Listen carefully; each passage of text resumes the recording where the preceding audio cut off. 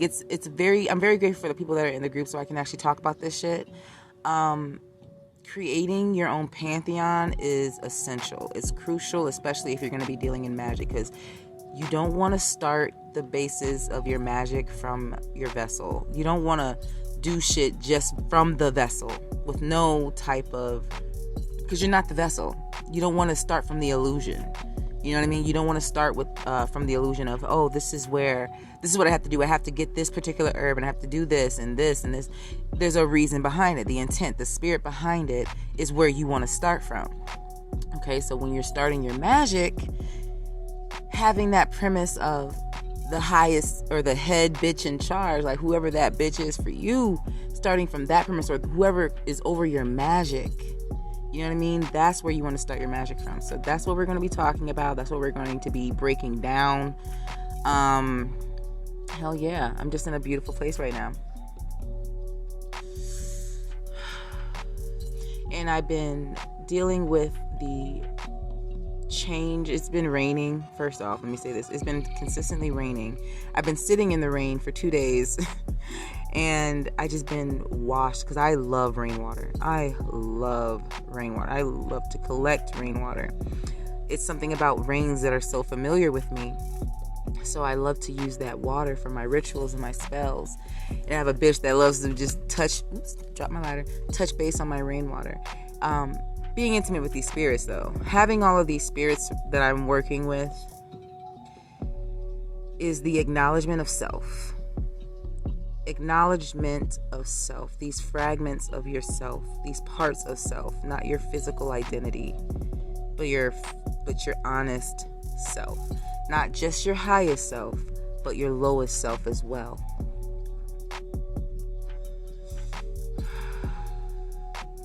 So I have that premise of thought when I begin my magic. Identifying these spirits is key. Like, there's spirits everywhere, okay? It's the acknowledgement of them. It's not to look for a spirit walking around like a ghost all the fucking time. Are they there? Yes. You can fuck with these spirits. You just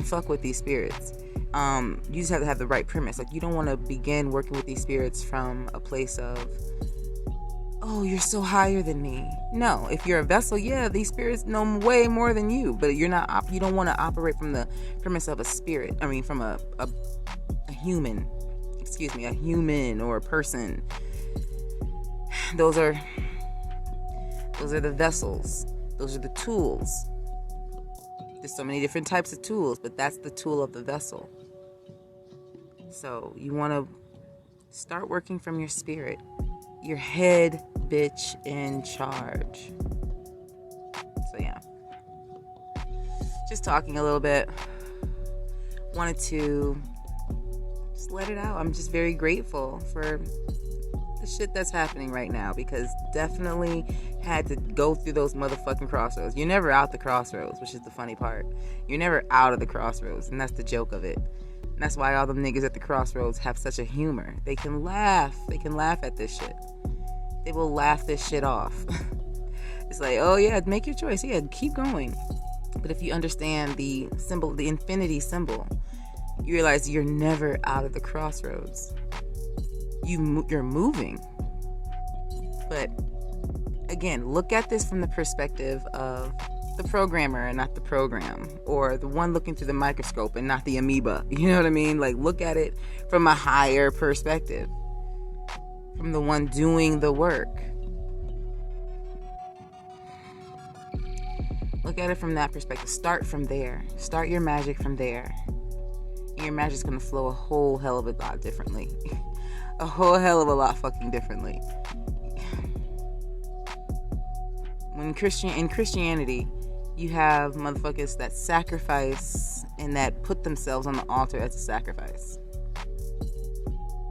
They sacrifice their fragments of self, their identity, what they're choosing to be. They're sacrificing to be whatever God wants them to be, right? That whole ritual in itself can be utilized for you. You can sacrifice identities of yourself, things that you thought were you, and sacrifice it to your higher bitch, your head bitch in charge, your honest self. Make it a ritual. Turn it around for you. That's a whole ritual. It's a valid ritual. You don't have to be a Christian to understand, that's a ritual. And what they're sacrificing to. It's not hard. But do it for you. Do it for self. Not for your vessel. Sacrifice the identity that you think that you're this. You're not this. That's the funny part. You're not this. It's funny when you can look back at the illusion you decided to fall into and be like, I agreed to that. Be honest with you, agreed to. Because that's the spell. I can catch a spell in all this shit. Look at it. There's spells all through it. And what are spells? They're agreements. They're things that you've agreed to. You signed a contract, even if it was subtle. You signed the contract for it. You've agreed to it. So just start looking at the contracts that you've agreed to. Where does your magic come from? Where is it coming from? Is it coming from your identity that you're this? And having that foundation in yourself and being able to stand on it, not just to have it, but being able to stand on it, making it sturdy for yourself. It's the shit I love to work on. Make it valid. Make sure it has strength. Make sure it has an army that can defend that shit. Make sure you understand the spirits of that you're working with. Make sure you're aware of what the fuck you're working with. And being aware is just not hiding from it. Not hiding from the shit that you're going to find, because you're going to find a whole bunch of shit in this entire process. You're going to find a whole bunch of shit. Shit that you did not realize was there. That's the beauty. It's occultism. You're finding the hidden. You're dealing in the hidden. You're dealing in the chaos. But what you want to do, you're never out of chaos, mind you. You're never out of chaos. But you organize chaos. That's what order is. You bring order to your chaos. It's just organized chaos. So just bring order to it. That's what creating your craft is. You're bringing order to your craft. Bringing order to your magic, rather. And that's what makes it a craft. It's cool that, people want to stay on and do the same things as their ancestors. But you don't want to continue to do the same thing over and over and over again. It meant something for them. That red brick powder meant something to them. If it's going to mean something to you, why does it mean something to you?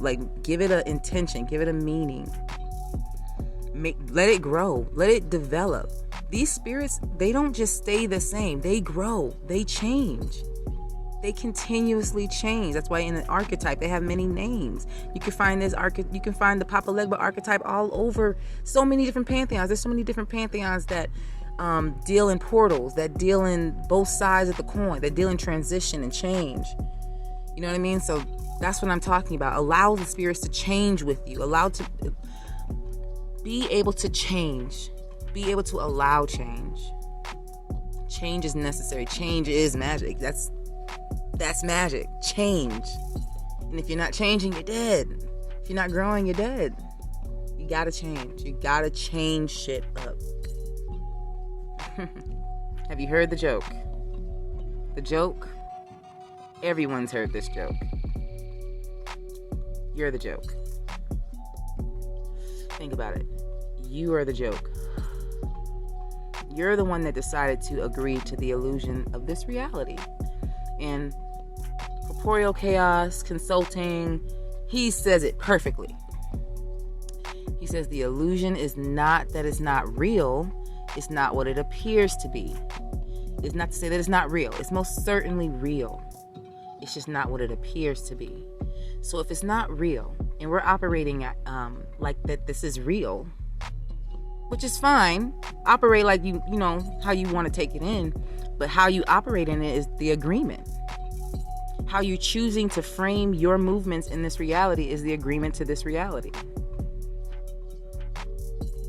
What I'm saying is, if you decide that this reality is, it's so hard to make money, just you are agreeing to the idea that there's money, that it's hard to make it, and that the stance that you're standing from, you're already in the hardship. You're already in a hard spot.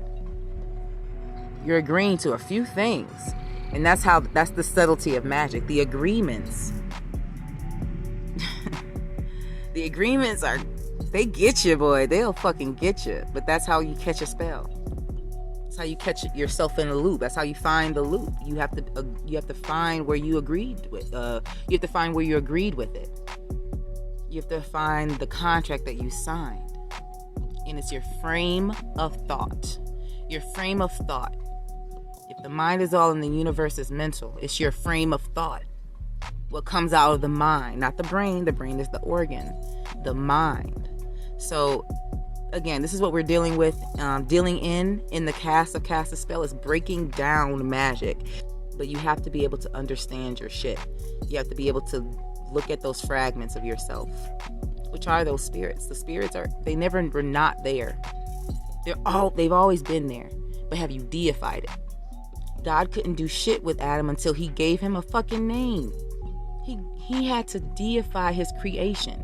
If you're God, deify the manifestations that you created. The spirits around you. The creatures are, deify them. Now you can work with them. There's a process, and there's a reason there's a process. So, me just talking, having a great old time in the sprinkling rain, enjoying it, having fun with my spirits, just chilling, honestly, chilling. But yes, hit me up, a co-corner store. I'll talk to you guys later.